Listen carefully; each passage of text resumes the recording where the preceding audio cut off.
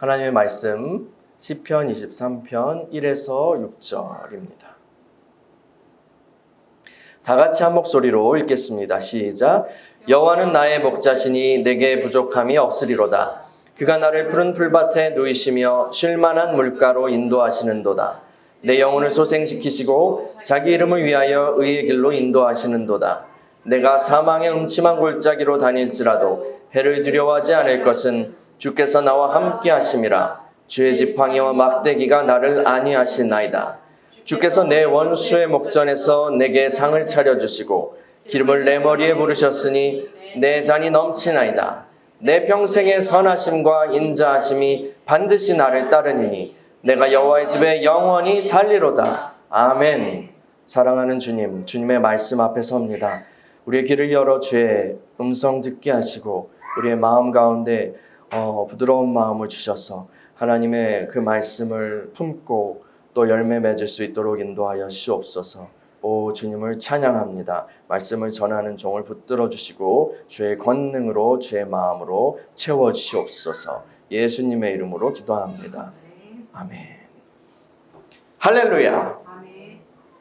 오늘은 2021년 하반기를 시작하는 7월 첫째 주일입니다. 우리 교단을 포함한 많은 한국 교회들은 이 날을 맥주 감사 주일로 지키며 주님께 감사를 드립니다. 이 맥주 감사 주일은요, 농사를 짓던 우리 믿음의 선배들에게는 더 크게 다가왔을 거예요. 더 엄청나게 큰 의미였을 것입니다. 해마다 5, 6월은 옛날에 5, 6월은 보릿고개라고 그렇게 불렸습니다. 그 지난해에 추수를 했던 쌀이 곡식이 바닥나고 또 아직 심은 보리는 여물지 않아서 먹을 것이 없는 그 2개월 정도의 그 기간, 그것이 바로 보릿고개인데요. 이 때가 굉장히 어려운 고비였다고 합니다. 살아남는 것이 과제였던 그런 기간이었죠. 그 유명 가수 진성님의 보릿고개라는 노래 아시나요? 네? 아세요? 한 곡 좀 하시겠어요? 보릿고개 가사를 이렇게 들어보면, 그 노래를 들어보면 이 진성님이 가사를 쓰셨더라고. 근데 정말 그 경험에서 우러나온 건가 봐요. 그래서 그 노래를 딱 들으면은 그냥 그 신나는 리듬의 전형적인 그런 트로트 멜로디예요. 히트할 수 있는 그런 멜로디인데 그 진성님의 가사와 또 그 예술적인 목소리, 그러니까 이렇게 딱 그걸로 이렇게 부르면은 막 절절한 그런 정서가 밀려와서 눈물을 흘리지 않을 수 없더라고요. 이런 가사예요. 아야, 뛰지 마라. 배 꺼질라. 가슴 시린 보릿고개 길. 줄인 배 잡고 물 한 바가지 배 채우시던 그 세월을 어찌 사셨소. 촉은 목피의 그 시절 바람결에 지워져 갈 때 어머님 서름 잊고 살았던 한마는 보릿고개여. 불필이 꺾어 불던 슬픈 곡조는 어머님의 한숨이었소. 불필이 꺾어 불던 슬픈 곡조는 어머님의 통곡이었소. 자식들이라도 살리려고 먹을거리가 조금이라도 생기면 그 아이들 먼저 주고 촉은 목피로, 촉은 목피 아시죠? 풀뿌리와 나무 껍질, 그걸로 또 맹물로 배를 채워가면서 연명하시던 그 어머니 마음, 그 마음 그때는 모르고 있다가 세월이 많이 흐르고 나서야 그 의미를 깨닫고 생각하면서 그리워하는, 또 죄송해하는 자식의 마음. 와, 그 시절을 설명으로만, 책으로만 읽었던 저도 코끝이 시큰해지는 그런 가사입니다.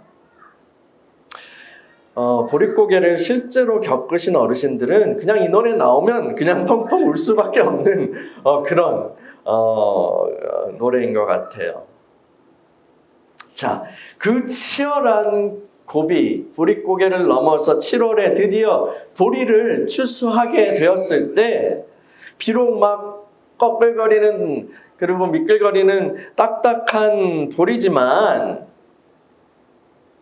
그 온 가족이 둘러앉아서 함께 오랜만에 배를 채우게 되었을 때에 정말 얼마나 기뻤을까요?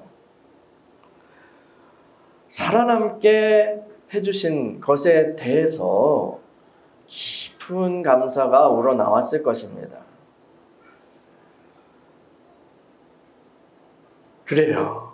주님의 은혜로 또 이렇게 살아남았습니다.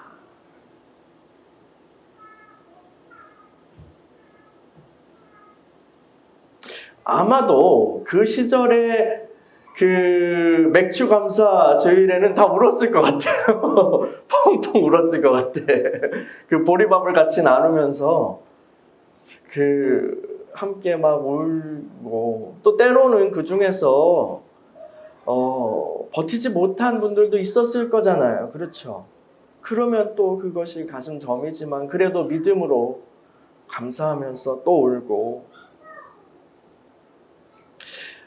그 시절에 처절함에는 미치지 못하지만 여러분, 우리도요, 이 시대를 사는 우리도, 풍요로운 시대를 사는 우리도 각자 인생의 파도를 헤쳐나가고 있습니다. 그렇죠?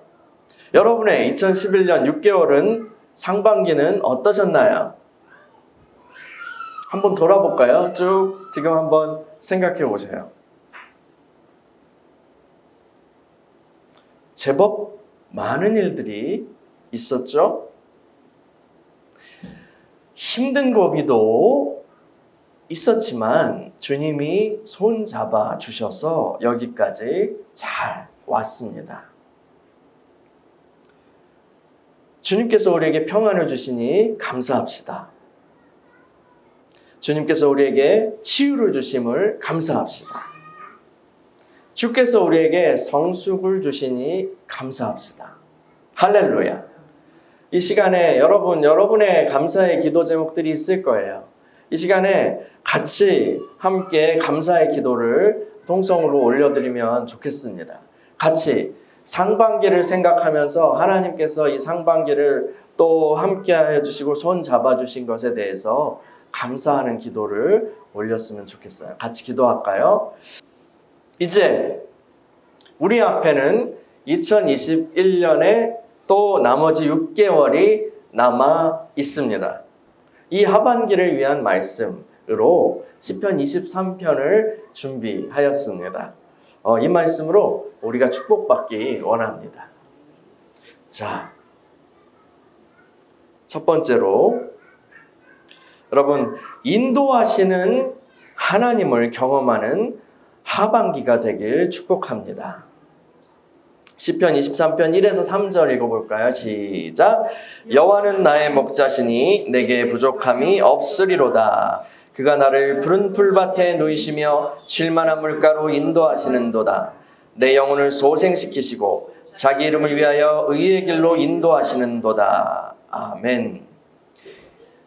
2021년 하반기에는 여러분의 삶을 인도하시는 하나님을 더 풍성하게 경험하시기를 축원합니다. 이 시편 기자인 다윗은 나는 부족함이 없습니다 라고 노래하고 있어요. 많은 사람들이요, 항상 나는 부족합니다 라고 말합니다. 실제적으로 결핍이 있을 때도 그렇게 말을 하지만 그 결핍이 채워지고 나서도 여전히 나는 부족합니다 라고 말합니다.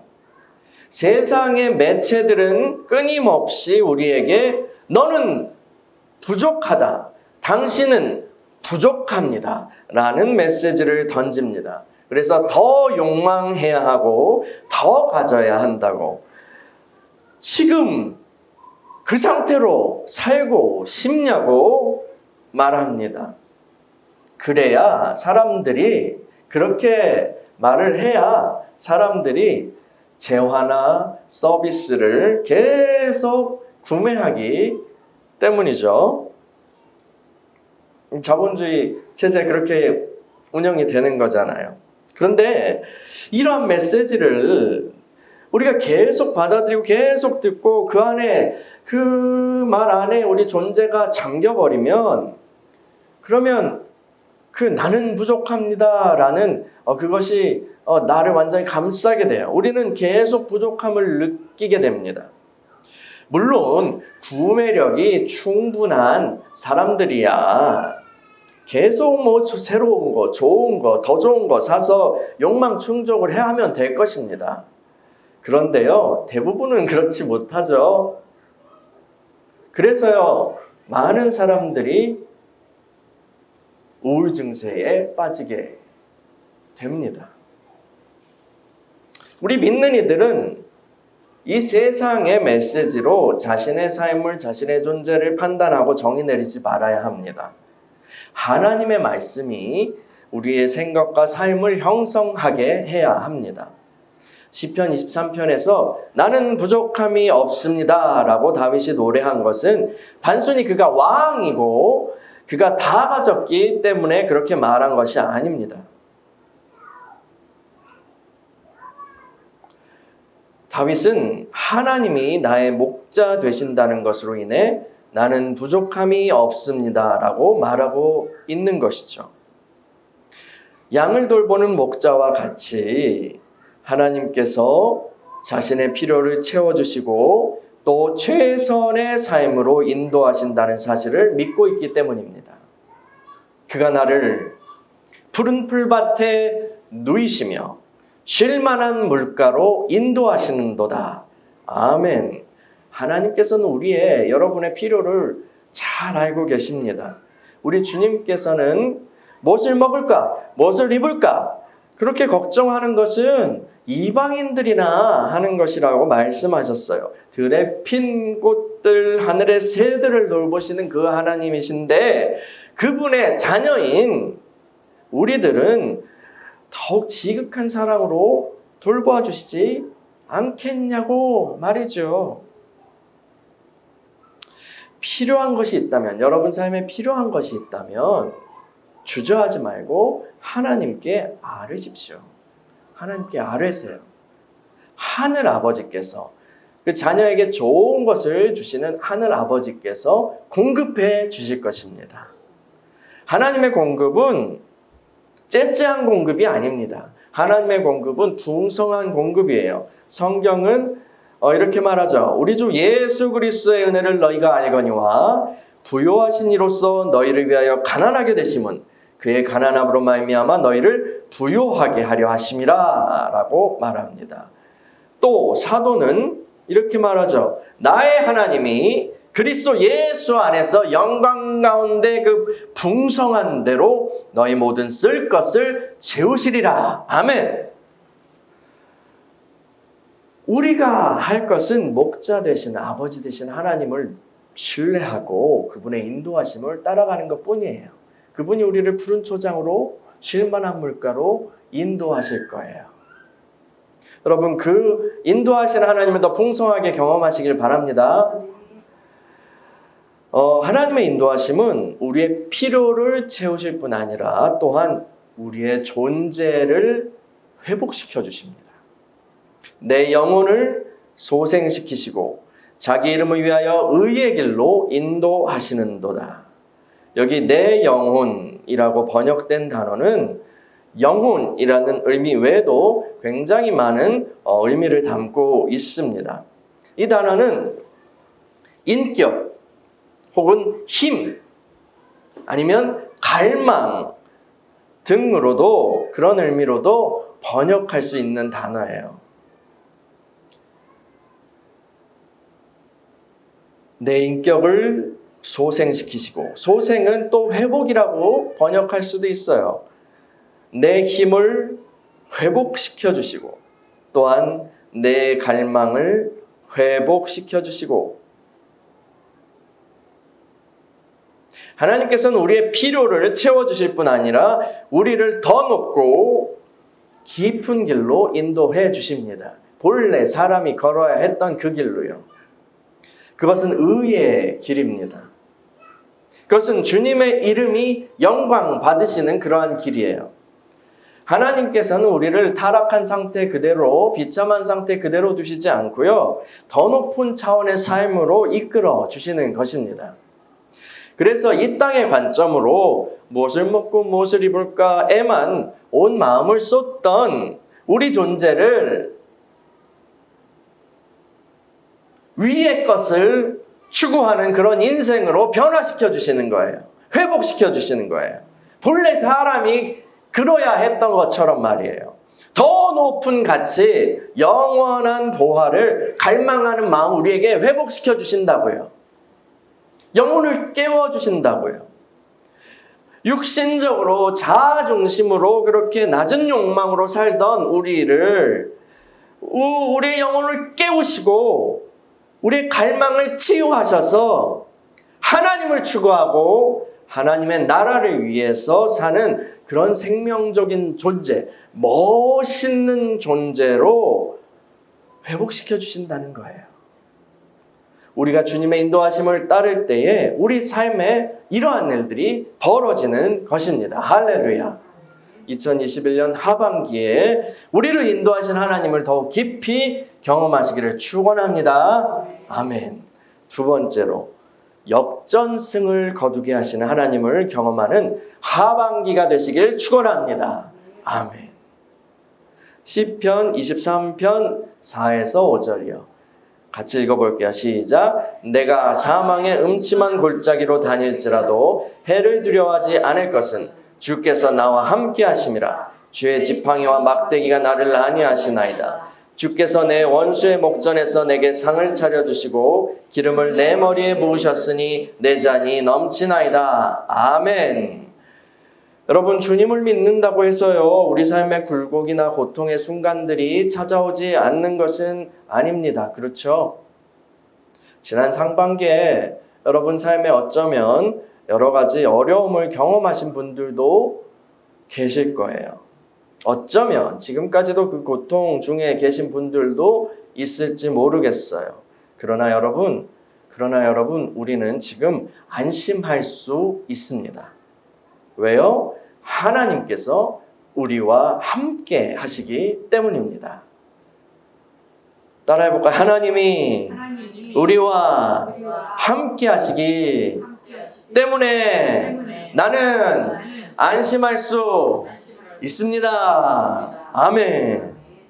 여러분, 우리가 살다 보면 위험을 만날 때가 있어요. 어려운 길을 통과해야 할 때가 있어요. 실수로 잘못 길을 들어서 실족하고 넘어지고 헤맬 때도 있어요. 그럼에도 불구하고 지금 내가 안심할 수 있는 것은 목자이신 하나님이 우리와 함께 하시기 때문입니다. 우리가 어디에 있든지 우리 주님이 함께 하시면 그곳은 안심할 수 있는 공간입니다. 우리는 안전합니다.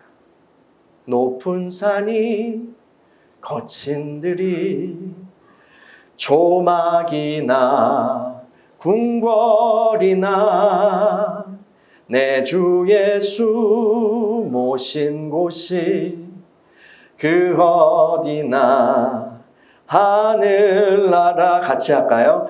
할렐루야 찬양하세 내 모든 죄 사함 받고 주 예수와 동행하니 그 어디나 하늘나라.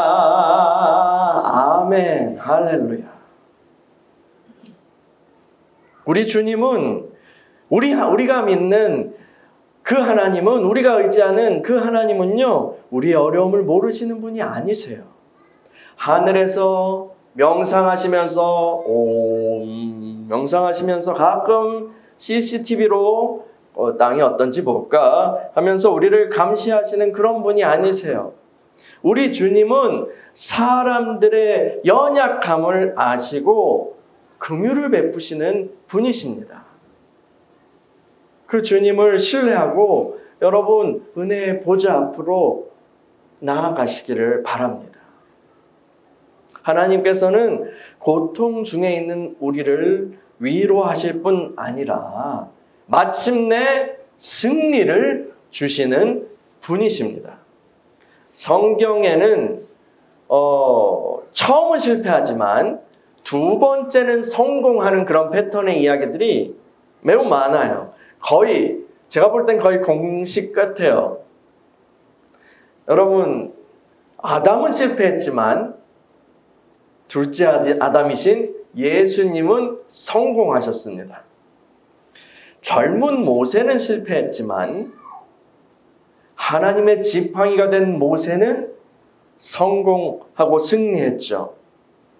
이스라엘 1세대는 실패했지만 2세대는 가나안 땅에 들어갔습니다. 여러분, 한 번 실패했다고 끝났다고 생각하지 마십시오.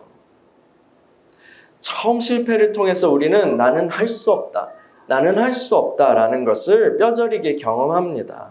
그러나 하나님은 두 번째 기회를 주시는 분이셔요. 그때 우리는 이렇게 고백합니다. 나는 할 수 없습니다. 그러나 하나님이 함께 하시면 나는 할 수 있습니다. 아멘. 따라해 볼까요? 나는 할 수 없습니다. 나는 할 수 없습니다. 그러나 하나님이 함께 하시면 나는 할 수 있습니다. 할렐루야. 하나님께서는 처음에 나를 패배하게 했던 그 원수를 이기게 하시고 그 목전에서 상을 베풀어 주십니다. 상을 차려주신다는 거예요. 그리고 내 머리 위에 기름을 부어주신대요. 넘치도록 부어주신대요. 여러분, 하나님께서는 우리로 역전승을 거두게 하시고 성대한 잔치를 열어서 승리의 영광을 누리게 하십니다. 그것을 기뻐하시는 분이 우리 하나님이세요. 여러분, 처음에 실패하셨어요? 괜찮습니다. 하나님께서는 우리의 실패의 역사를 다시 쓰시는 것을 기뻐하시는 분이세요. 하나님의 함께 하심으로 역전승을 경험하는 올해 하반기가 되시길 축복합니다. 아멘. 마지막으로 세 번째요. 하나님의 더 깊은 임재로 들어가는 하반기가 되길 축복합니다. 아멘. 아멘이 적은 것 같아. 자, 다시요. 하나님의 더 깊은 임재로 들어가는 하반기가 되시길 축복합니다. 아멘. 네. 시편 23편 6절 같이 읽어볼까요? 시작. 내 평생의 선하심과 인자하심이 반드시 나를 따르니 내가 여호와의 집에 영원히 살리로다. 아멘. 나의 평생의 선하심과 인자하심이 나를 따르리니 내가 여호와 집에 영원토록 거하리로다. 할렐루야, 할렐루야. 성경 이야기는 자기 백성과 함께 하시기를 원하시는 하나님의 스토리라고 할 수 있어요. 세상이 처음 창조되었을 때 사람은 하나님과 함께 있었습니다. 그러나 그 소중함을 잘 몰랐던 것 같아요. 여러분, 공기나 물은 사람이 살기 위해서 필수적인 요소잖아요. 그렇죠? 그런데 평소에 사람은 살면서 그 공기나 물 같은 존재들의 큰 귀중함을 못 느끼면서 살아갑니다. 그러다가 언제 그 존재의 귀중함을 인식하게 될까요? 그것이 부족할 때 혹은 그것이 없을 때요. 하나님에 대해서도 그러합니다. 하나님은 사람의 생명의 원천, 생명의 근원이십니다. 하나님의 임재는 인간을 인간다운 삶으로 이끄는 모든 원천이 됩니다. 그럼에도 아담은 그것을 당연하게 생각하면서 하나님을 잊었어요. 당연하게 생각하면서 하나님을 잊었어요. 지금 내가 누리고 있는 모든 것이 그분 때문이라는 것을 잊었어요. 결국 주님의 말씀이 아닌 뱀의 말을 선택하게 됐을 때 아담은, 최초의 사람은 하나님의 임재를 잊어버렸죠. 그리고 나서 그는 없다라는 걸 인식했어요. 그는 자신이 벌거벗었고 헐벗었다는 것을 인식했어요. 하나님의 임재를 잃어버린 그 최초의 사람들은 하나님으로부터 왔던 하나님이 주신 모든 것도 함께 잃어버리게 된 거예요. 하나님께서는 아브라함과 이삭과 야곱을 택하시고 그들의 후손들을 이스라엘, 언약 백성으로 삼으셨죠. 그 언약 안에는 율법뿐 아니라 또 성막과 제사에 대한 이야기도 있는데, 그것은 하나님이 자기 백성들과 함께 거하시기 위한 방법이었어요. 하나님이 함께 하시기 위해서는 죄 문제를 해결해야 했는데, 짐승제사는 그 죄의 문제를 해결하는 한 방편이었던 것이죠. 짐승이 피를 흘림으로 그 죄를 용서받는 거예요. 그 죄값을 치르게 하는 거예요. 그러나 이것은 온전한 것이 아니라 그림자였습니다. 짐승 제사로는 사람의 죄를 완전히 없앨 수 없었죠. 그래서 하나님께서는 자신의 외아들 예수 그리스도를 이 땅에 보내셔서 온전한 제사를 드리는 대제사장과 또한 온전한 제물이 되게 하셨습니다. 예수 그리스도의 십자가를 통해서 그분이 흘리신 그 피로 말미암아 인류의 모든 죄 문제가 완전히 해결되었죠.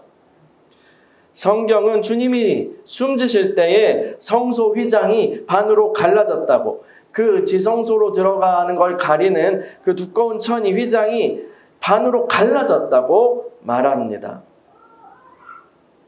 그것은 문이 열렸다는 거예요. 이제 우리는 주님의 보혈의 공로로 예수 그리스도 이름으로 하나님의 임재 안으로 담대하게 들어갈 수 있게 되었습니다. 그것이 바로 저와 여러분이 받은 구원이에요. 특권이에요. 은혜예요. 주님이 임재 하시는 그런 은혜는요, 구약시대에는요 아주 소수의 사람들만이 체험할 수 있었던 것이었어요. 그것도 아주 제한된 형태로요. 그런데 저와 여러분이 받은 은혜가 얼마나 큰지 아세요? 이제 아담이 잃어버렸던 그것을요, 하나님의 임재를 이제 우리가 누릴 수 있게 된 거예요. 주님의 임재를요, 주님의 임재 앞에 당당하게 설 수 있는 거예요. 그 앞에 서서도 우리 두려워하지 않을 수 있고요, 그 앞에 서서도 우리 죽지 않아도 되는 거예요. 여러분, 주님의 임재 앞에요, 그분 안에 모든 것이 있습니다. 그 안에 치유가 있어요. 주님의 임재 안에 치유가 있고 회복이 있어요. 그리고 변화가 있고 형통이 있습니다. 모세가 시내산에서 주님과 함께 시간을 보내고 내려왔을 때 그 주님의 임재가 스며들어서 얼굴에 광채가 났잖아요. 그 임재가 우리의 삶에 영향을 미쳐요. 우리의 성분을 바꿔요. 또 오베데돔의 집에 하나님의 궤가 잠시 임시적으로 머물렀을 때 그 집은 어떻게 됐어요? 그 주님의 임재로 인해서 큰 복을 받았다고요. 그리고 그것에 감화된 오베데돔의 그 자손들이 계속해서 주님을 섬기는 일로 쓰임을 받고 자원하고 그렇게 했다고 성경에 기록되어 있어요. 여러분, 이 시편 기자인 다윗은요, 무엇보다 주님의 임재를 사모했습니다. 주님의 집에 내가 영원토록 살 것이야 라고 노래하고 있죠. 여러분, 우리가요, 어디 가서 물 몇 병 짊어지고 오는 게 좋습니까? 아니면 계속 물이 흘러나오는 수도가 우리 집에 있는 게 좋습니까? 우리 아내가 어렸을 때는 공동 우물인가요? 샘물이요? 샘물에서 이렇게 물을 길러서 그렇게 살았다고 그 얘기를 어저께 하더라고요. 근데 지금은 어때요? 우리 수도만 틀면 물이 나오잖아요. 여러분, 하나님께요, 자잘한 것들 몇 개를 받는 것도 참 좋은 거예요. 그런데 여러분, 우리 더 큰 것을 사모하자고요. 더 큰 것을요.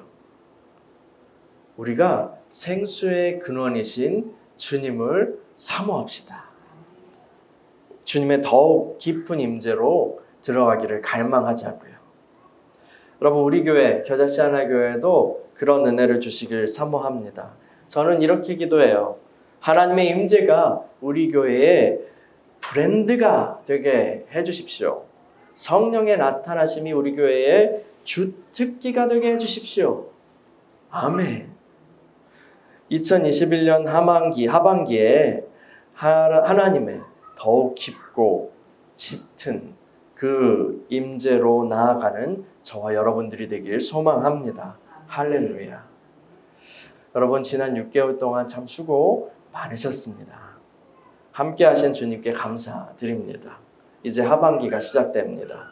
우리 주님 주신 말씀 붙들고 은혜 안에서 또 기쁨으로, 감사로, 믿음의 길을 계속해서 걸어갑시다.